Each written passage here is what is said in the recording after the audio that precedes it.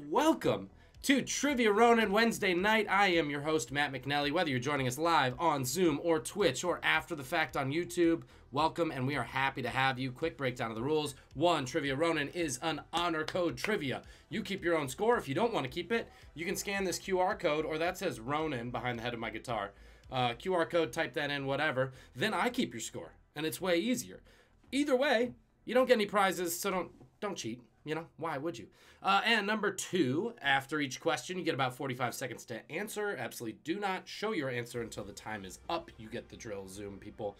And if you're on Twitch, number 3, due to the delay, show your answers with about 5 seconds left if you want to answer in the chat, just so you don't give it away to everybody else. James, sometimes I do. If I'm drinking, I spell my name with 3 T's. Anyway, that is my spiel. That's going to do it. Welcome to Trivia Ronin. Let's get it going. Question. Oh, also there's 30 questions tonight, and then 10 of them are musical. You'll get to the musical round later, and then there's a story at the end worth 10 points total. Question number 1 is this question.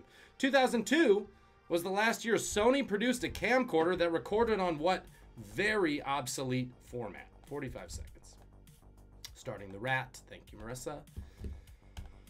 Oh, it's automatic. No, stopping the rat. Hang on.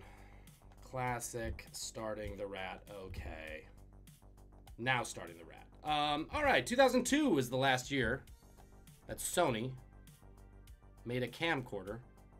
Sorry kids. Camcorders recorded onto physical data. But Sony had a very obsolete format that they were still trying to shill to sell to us all. Don't think it caught on. What very obsolete format was Sony still making camcorders for? Emily remembers. 2-1, the far superior but yet never caught on. Show them. Oh man, this green screen's gonna be fun. Yes, but you are right, Steven. You are correct, Steven. The very obsolete. VHS, certainly obsolete. Very obsolete. Betamax. Betamax. Very obsolete. Question 2. Yep, Betamax, you got it, pound include.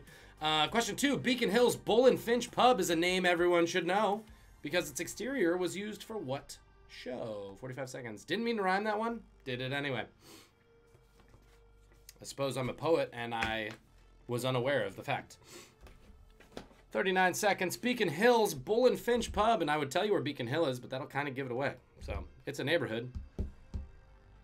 It's a name everyone should know because its exterior was used for what television program?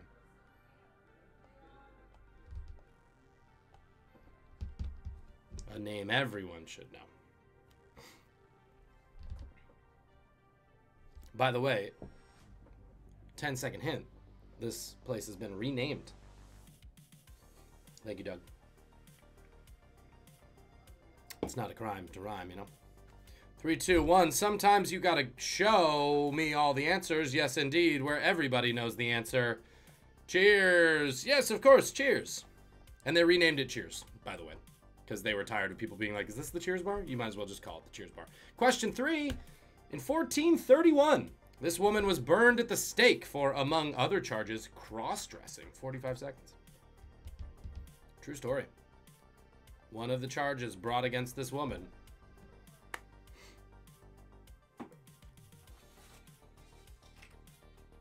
Says in Deuteronomy, shouldn't be cross-dressing.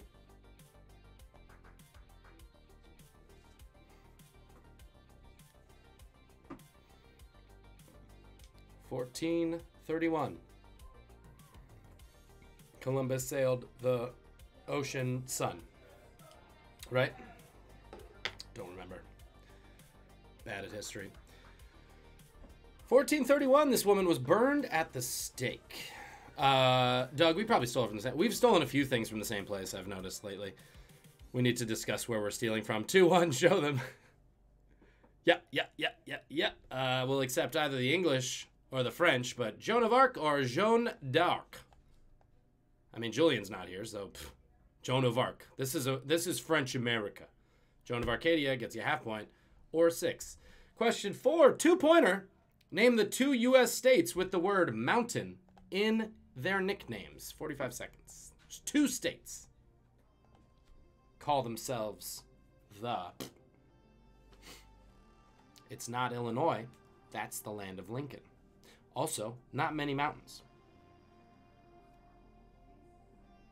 And I believe Kentucky, ironically, is also birthplace of Lincoln. So I should have asked what 2 states pretend to own Abe Lincoln. I've also asked a similar question to this. What 2 states have the Wright brothers on their license plate? That's North Carolina and Ohio. Sorry, Doug, if you're going to ask that on Friday.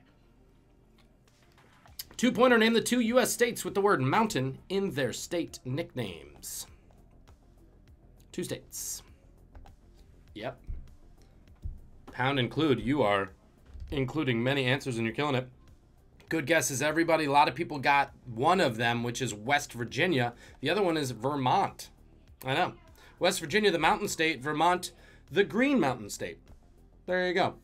Fun fact. And honestly, Colorado's got more mountains than the both of them. Question 5.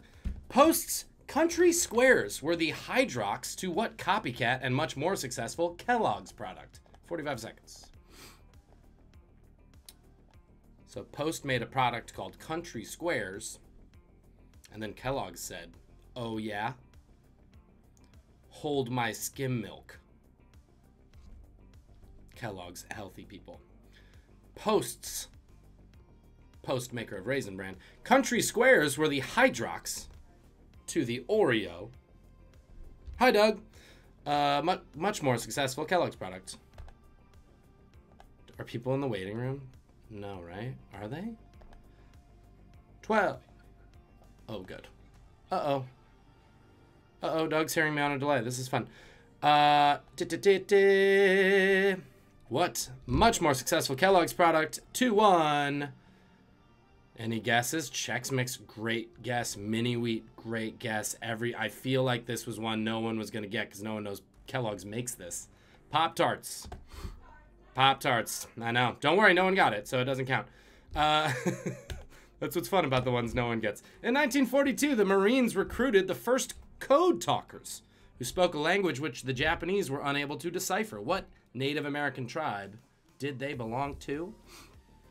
Or if you want correct grammar, to what Native American tribe did they belong? The code talkers, remember?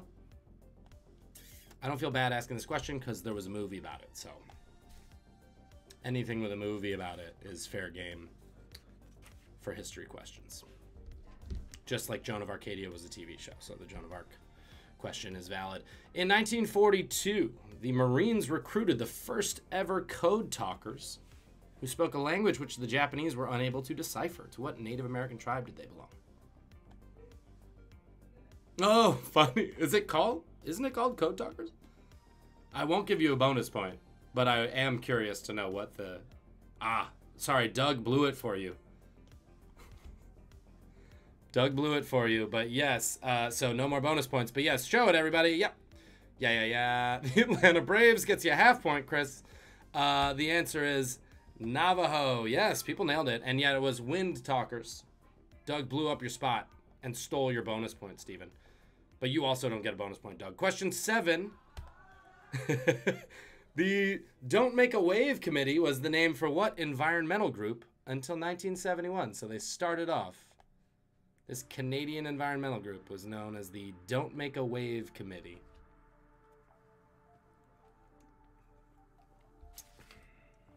It sounds like a band opening for the string cheese incident in my mind.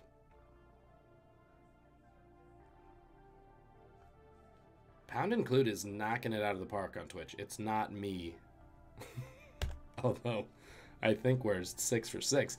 The Don't Make a Wave Committee was the name for what environmental group until the year 1971? Still in existence. I am also...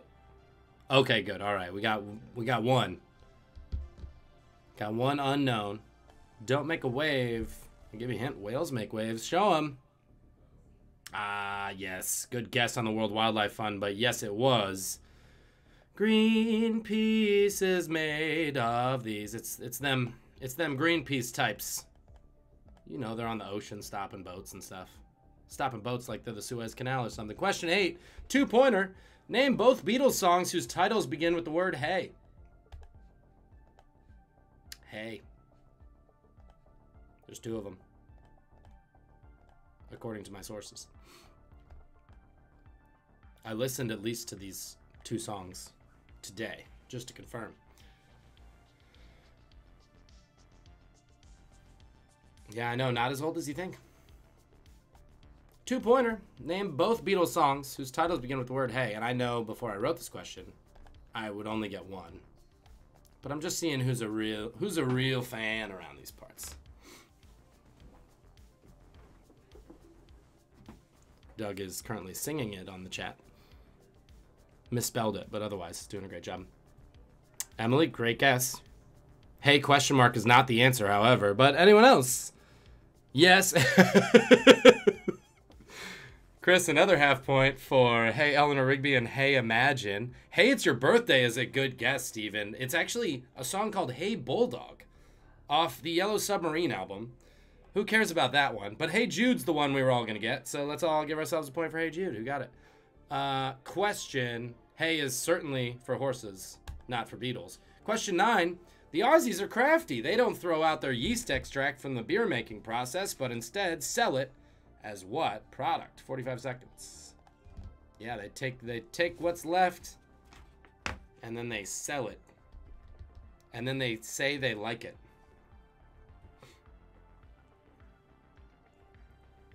Not unlike how Chicagoans say we would never put ketchup on a hot dog, despite the fact it is delicious to put ketchup on a hot dog. However, my forefathers have dictated I'm not allowed to.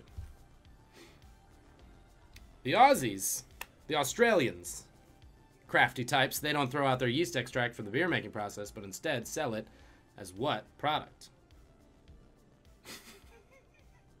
Yeah, I think this is how they made the Johnson & Johnson vaccine, actually. Oh, I gave it away. Sorry, it's the coronavirus vaccine. Just kidding, it's not. 2-1. Oh, Emily. Emily, half point, because you are correct. The English call it Marmite. The Aussies call it Vegemite. Slightly different, but Vegemite's what I was looking for. But Emily, give yourself a half point. Question 10. I know you're from Normal, though, so you can put ketchup on a hot dog. I can't. Question 10. The wildly popular television show MASH took place during what war? 45 seconds. MASH. Once upon a time, the top-rated thing on television.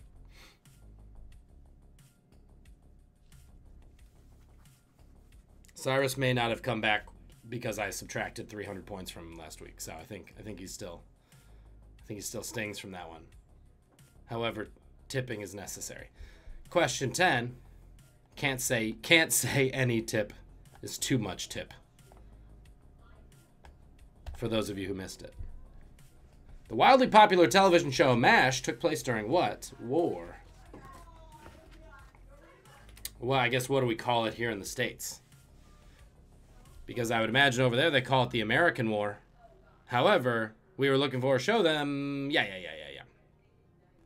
The war with the other part. Vietnam, good guess, but it was the Korean War, actually.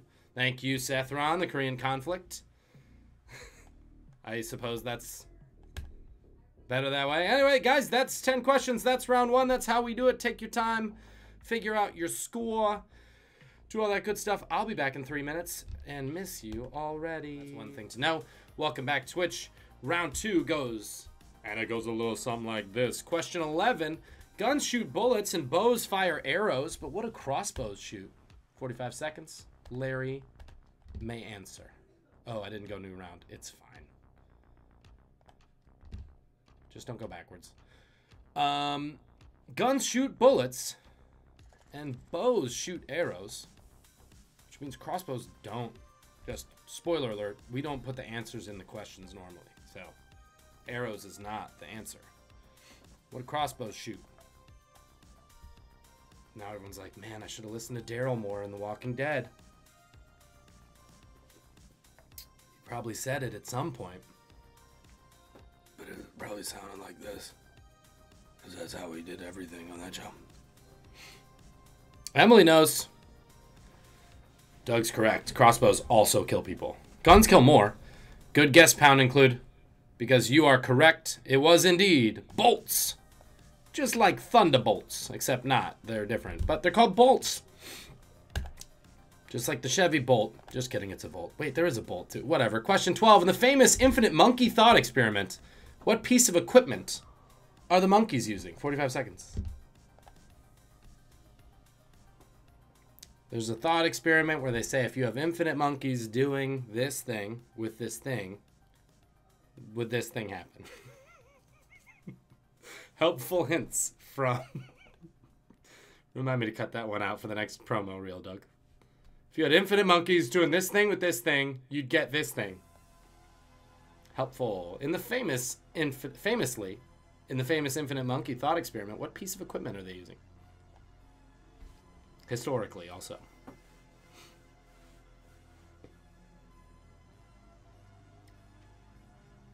They're using the Hanx app. Doug, look that up. Hanx. It just turns your computer into this. Yes, show them. It turns your iPad into a typewriter. It's infinite monkeys on typewriters, and they end up writing Shakespeare. A lot of work, honestly. I think they would get tired, at least. Question 13. At the end of which Beach Boys album would you appropriately hear dogs barking? I need the name of the album, please. The last track.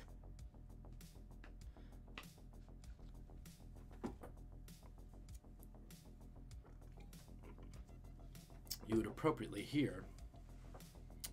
Sorry, dogs S apostrophe.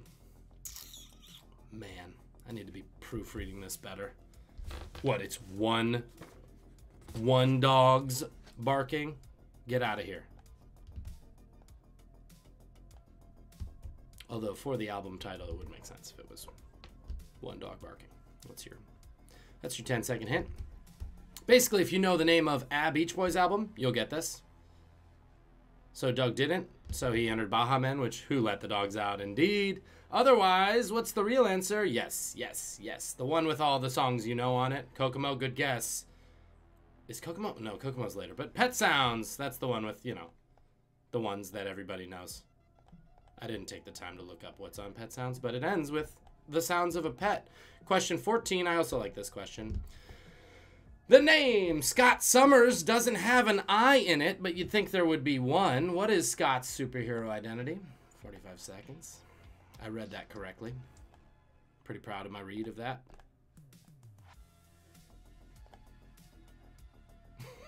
The one with John Stamos, yes. It's my favorite Friends episode, too. The name Scott Summers doesn't have an I in it, but you'd think there would be one. What is Scott's superhero identity? He's fictional. Or at least that's what they want you to think. I was on 8kun the other night and heard something about a whole program. Anybody watch that doc? Fascinating. Emily knows it. Show him, show him, show him. Yes, indeed, Douglas. That's a good Mr. Incredible, good guess. But yeah, of course, one eye. Cyclops. One eye in it. You'd think there'd be an eye. Man, I'm cracking myself up tonight. Question 15. Some folk will never lose a toe, but then again, some folk will. Like this slack-jawed yokel from The Simpsons named what? 45 seconds. What's the name of the slack-jawed yokel? I gave you the song. Some folk will never lose a toe. But then again, some folk will.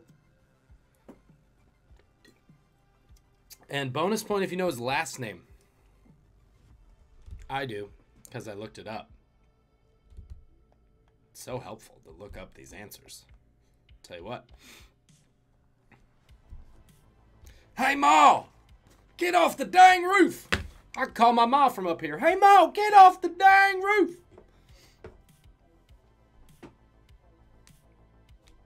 Yep, Emily's singing the song currently.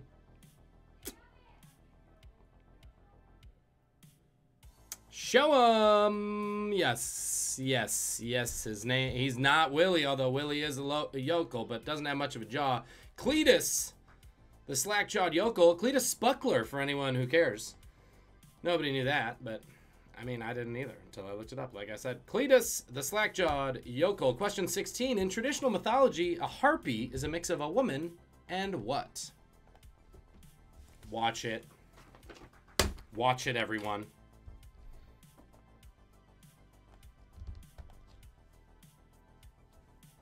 I'm just waiting for Doug to write Hillary Clinton. I'll take that off your plate, Doug.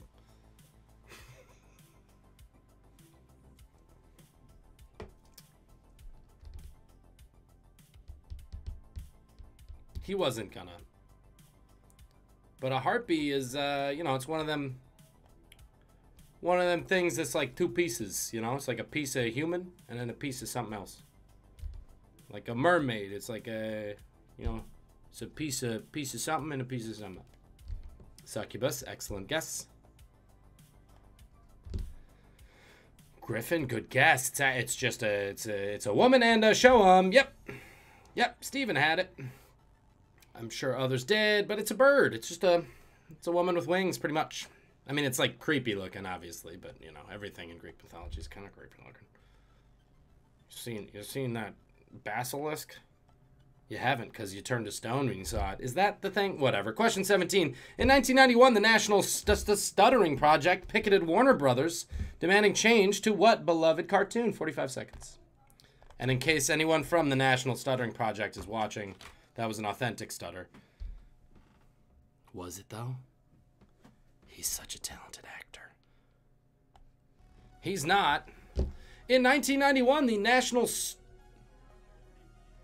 Oh, I'm sorry. The name of the character, Chris. Thank you. So, what beloved cartoon character? That's what I should have said. Demanding change to a feature of what beloved cartoon character? 1991. No jokes to be made here about the National Stuttering Project. Doug remembers. Doug remembers from a few weeks back. 2-1. Show him. Yes, of course, the long time beau of Petunia. We were looking for a bleep bleep Porky Pig. Porky Pig's the one. He stutters, remember? The other one's got a lisp. That's Daffy Duck. I love this question. This actor's college roommate, Stanley Tucci, didn't like the name Irving, so he shortened it, and it stuck. 45 seconds. This actor was college roommates with the Tooch, as I like to call him. He doesn't like when I call him that, but also that nickname stuck. Anyway, he lived with a guy who also became a famous actor. That guy's name was Irving. Tucci called him something else. And that's what you know him as today.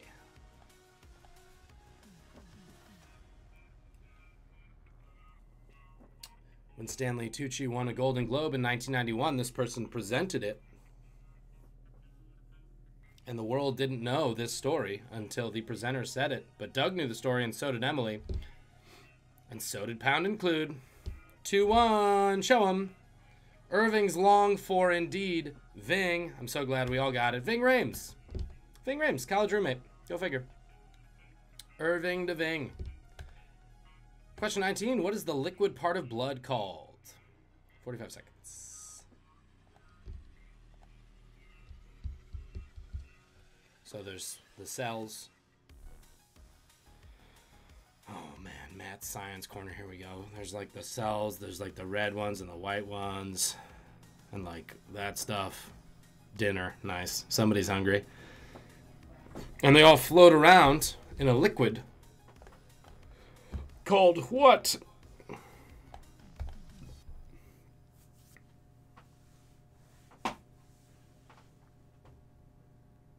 What's it called?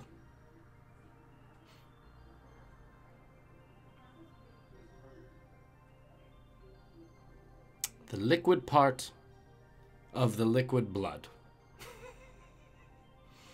Just a real annoying phrase question. Show 'em. Yes, Pound Include. You're back on track. Yes, yes, yes. Oh, no. It was like a toss-up between hemoglobin and plasma. Plasma was the answer. Ay, ay, ay. It's been a lot of 50-50s over here at Larry. Question 20. In 1939, a Peruvian girl became the youngest mother on record when she gave birth to a son within a year. How old was she? Who's the youngest mother ever? documented in a newspaper, so we call this official.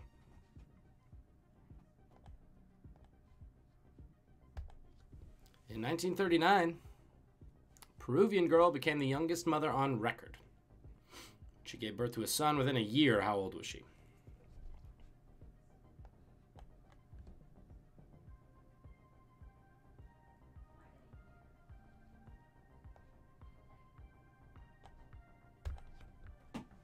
So you have the buffer on either end.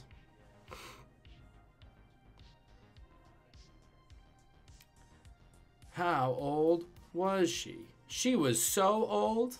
Dude, wow. All right, so all of Twitch had the same guess. Anybody else have the guts to do it? Okay, yeah. Ooh, hang on. What did you say, 6, Steven? Steven, closest to the pin.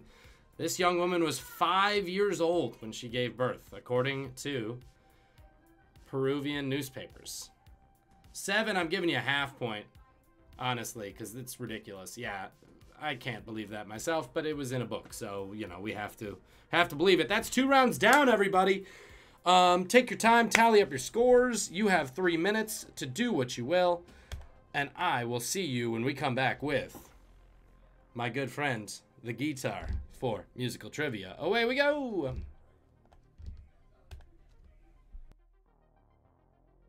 This time on the Schmustic guitar.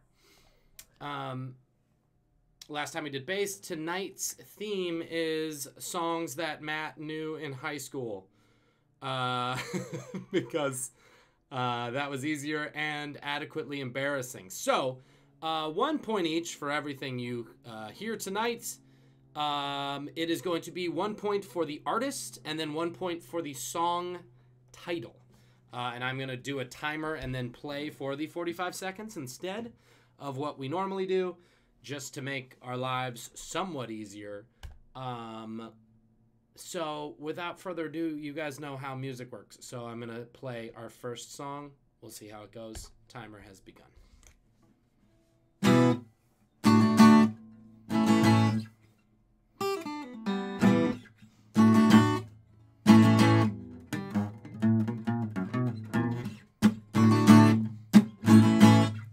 Get it by round 2.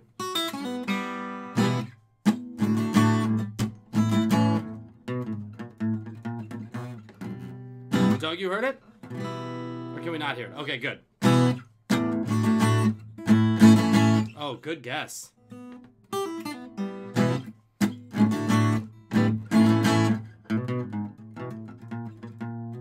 There's the last one. Emily knows it. 4, 3, 2, 1. Game on, Trivia Rat. Doesn't take long to write this. Yes. Everybody, I think, gets 2 points. Back in Black by Akadaka, or AC/DC, as they're known here in the States. This one's tougher. And you heard how much I was fucking up that one, so this will be fun.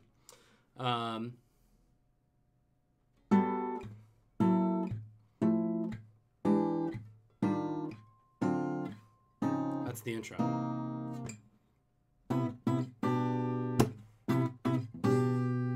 I don't have a 45-second timer right now, so.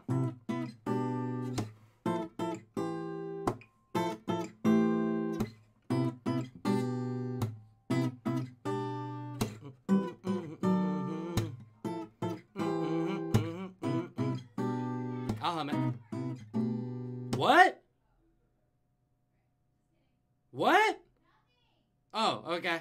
All right, chorus now.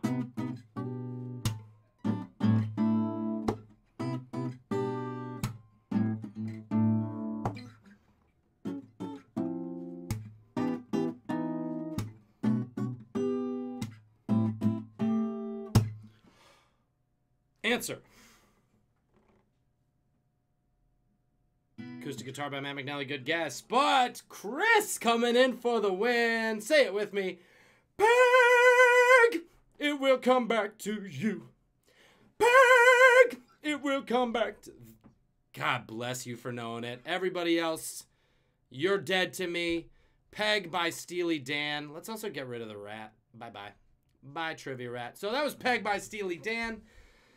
This one, all the rest will be louder. That's the only finger pick song, but I wanted to play it, so there. Oh, man. Let's get embarrassed. Let's get embarrassed, everybody who knows this. Doug knows it.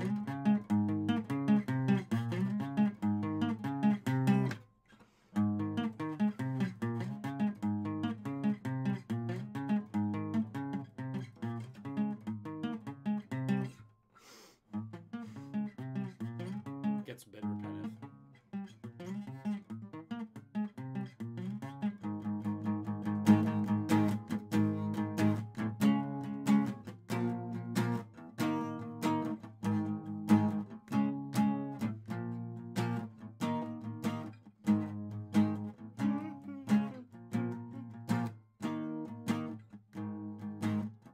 Yes, Doug, correct. Da-da-da! Show it! Satellite. Yes, Satellite by Tim Reynolds, acceptable also by the David Matthews Quintet. Dave Matthews Band. Yep, knew it in high school. Still know it. Taking up brain space. Can play it better than Peg by Steely Dan, I'll tell you that much. And I haven't played it since I was 18. Next song. Oh, gets more embarrassing. Get ready.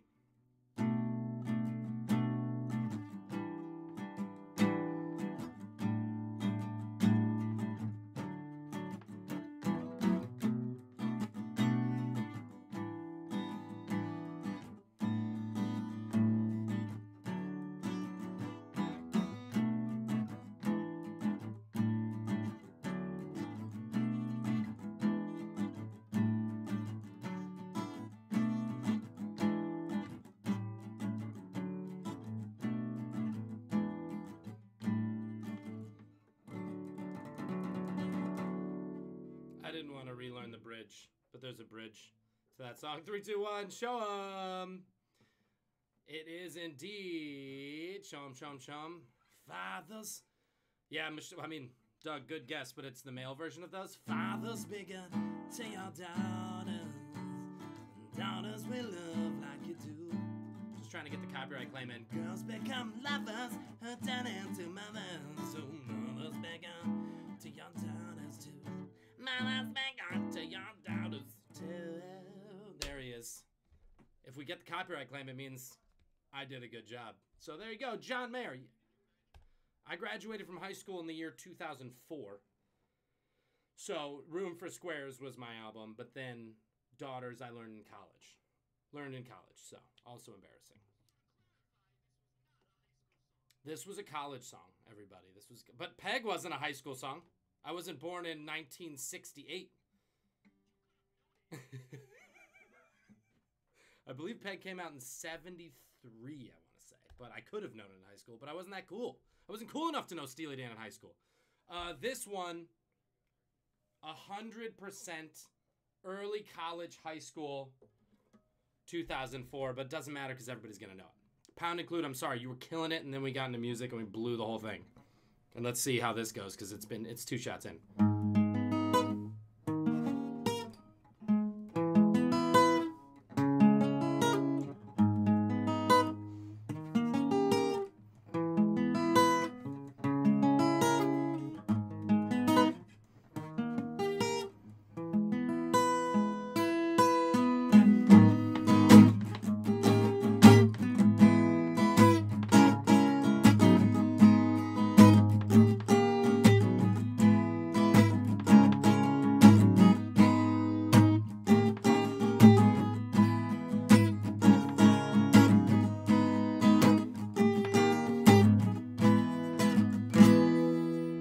Rock the Cat. Show 'em. Cry me to the moon. Well done, Doug. Yes. Oh, not Scrubs. Yes. Cry Me a River. Justin Timberlake. Cry me a river. Go on and just cry me a river. Go on and just cry me a river. Ooh, baby, cry. Baby, go, go, go, go, now, now. Cry me a river. We could go on this for 45 minutes. That's why I used to play it in bars because you can play that song for literally 2 hours and nobody cares. As long as they're drunk. That's 5 songs. There you go. That's your round of musical trivia, everybody. By much request from Cyrus. You'll never get it again. I've been betrayed. He never came back. Bless you all. My pinky hurts. There was a lot of pinky work in Crimea River, and I don't have my pinky calluses back. Emily, you still get points for Vrymea River, although I've been working on a parody song called De Vrymea River, so that's official. It's about for-profit college institutions and what they've done to me. Anyway, that's a whole round, guys. That's how we do musical trivia. Tally per scores, again, 2 points for each one. So if you just knew the artist, you get 1 point. If you just knew the song title, you get 1 point. If you know them both, you get 2. See ya in 3 minutes for story time. Nowadays on Twitter. Guys, it's story time. So welcome back, everyone. Story time. For those of you joining us for the first time, that would be you, Pound Include. Welcome, welcome. Story time's fun. It's what we do here at Trivia Ronin. Our last question is always worth 10 points. We tell a short little story. At the end, we ask you a question. You're probably going to think you know the answer halfway through, and you don't, or you do, because, you know, we gave it away. But usually we're pretty good at it. Tonight's story, though. Dr. Dopeness, hello. I'm going to tell you a story about a man named F, and I don't know if this is right, Nephi or Nephi, something like that. F, we're going to go Nephi, because it sounds like more fun, Greg. F, Nephi, Greg, and his brother Golden. They both have pretty fun names because they have weird fundamentalist Mormon names. So it's probably Nephi, it's probably some angel, you know, one of those. Anyway, born in 1914, Nephi was the oldest brother. He came of age during the Great Depression, of course. If you're born in 1914, things get a little rough.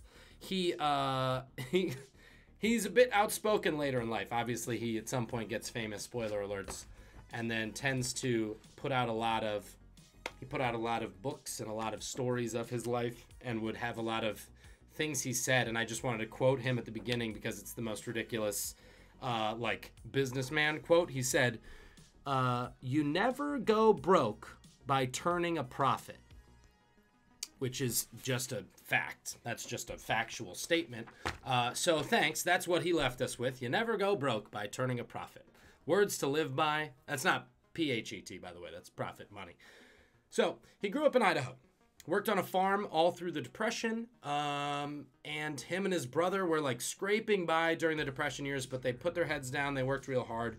They ended up hustling until they became the nation's largest corn distributor. At the time, as World War II was just ramping up under the company name Grigg Brothers. They were the nation's largest corn distributor, so they were doing pretty good. World War II comes along.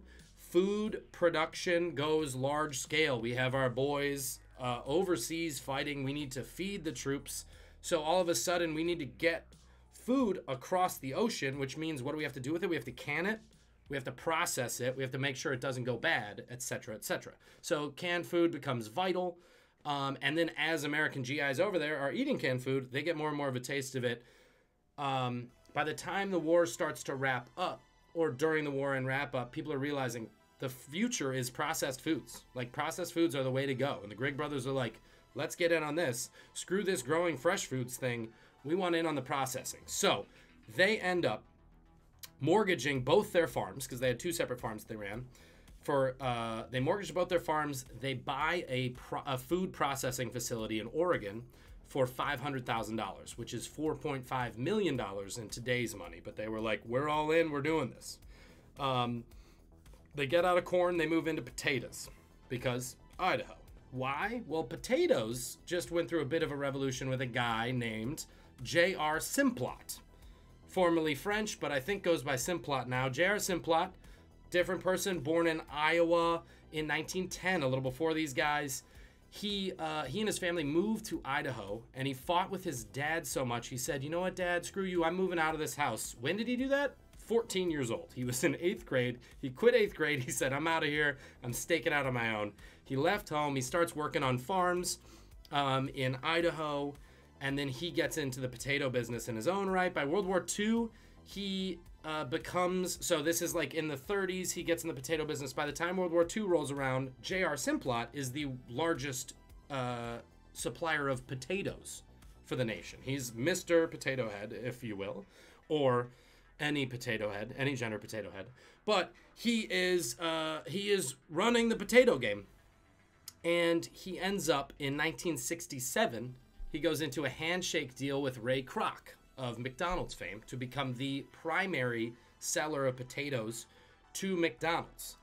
Now, why? There are plenty of people selling potatoes all over the country, but why they wanted to stay with J.R. Simplot is a few years earlier, he had pioneered a way to, not him himself, but his company had pioneered a way to flash freeze russet potatoes. You see, before this time, if you froze a potato, it would turn black and it would just look nasty.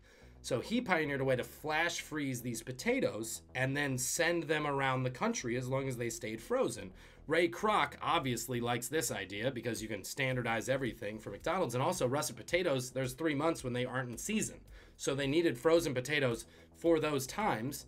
Turns out they work so well, by 1972, every single potato McDonald's is selling is frozen and is supplied by Simplot Farms.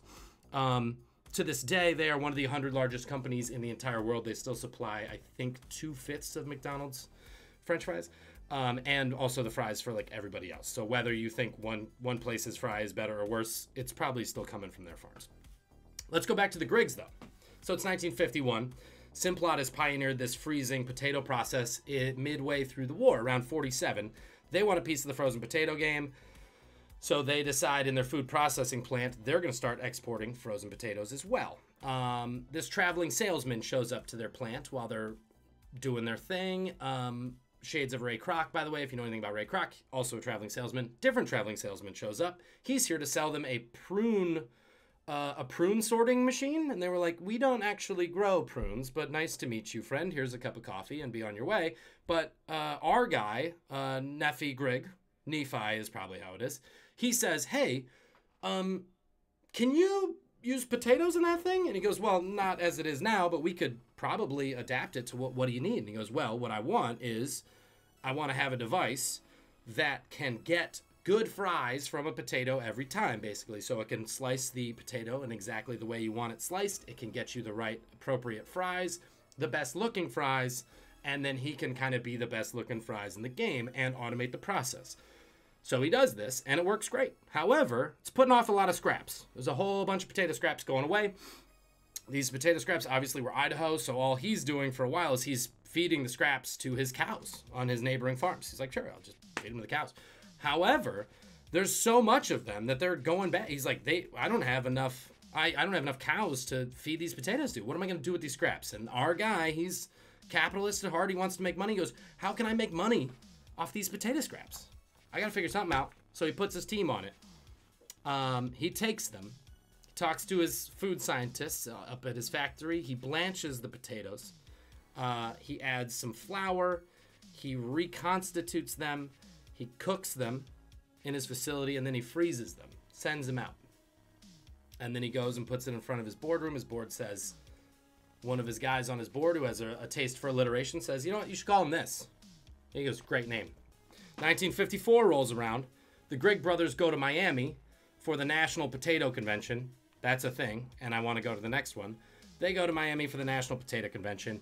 Our guy, Nephi Grigg, brings his bag of his product, 15 pounds worth of his new potato product. He brings down to Miami Beach to the Fontainebleau Hotel, which is one of the fanciest hotels in Miami Beach. Sneaks in the back, meets the chef, bribes him, says, can you cook up a bunch of these for me, put them in little ramekins, and then I'm going to give them out to all the potato men, as he called them, the other guys at the convention, for breakfast. He's going to bring them out for breakfast. So he says, okay, I'll do it, whatever. So he brings all these ramekins of his new product out to everybody, and they all try it, and it goes like gangbusters. These guys who worked in potatoes for years are like, this is the most delicious shit I've ever had. This is amazing. What the hell is this? So they lose their mind. They ask Nephi what it's called. Obviously, Nephi says tater tots. These things are called tater tots. He doesn't worry about it because guess what? He trademarked the name. He's no idiot. He's a businessman. He says tater tots. You like the name, right? Can't call him that. And to this day, nobody else can because the Grigg brothers own the trademark. If you look up tater tots online, you will only see them from, you look up Kroger tater tots, they're called tater bites, tater rounds, or even just taters. reconstituted taters, sometimes they call them. Only one company has the right to call them tater tots. It is the Grigg Brothers Company. They are not named that. The question is, what is F. Nephi Griggs' company that owns the name Tater Tots called? With 45 seconds. Pronunciation is hard on the internet. What is that company called that owns the right to the term tater tot?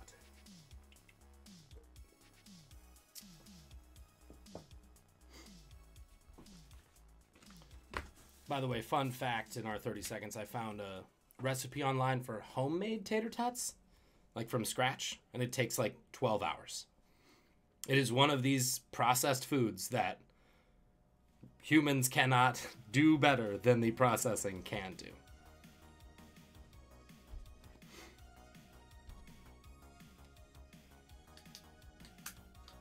What company owns it? Emily knows. Emily's a good Midwestern gal. She knows her potato companies. 2-1. Show them, everybody. Who's got it? Did I even start it again? Sorry, Larry. I just started it now, but we have it on it. Yes, good guess. Good guess. Several did get it. Of course, in the beginning, I did note that they're from Idaho, but they got a place in Oregon. So their company was a portmanteau of the two state names called Ore-Ida. Oregon Idaho Company or Ore-Ida. So Ore-Ida owns tater tots. You're right, officer.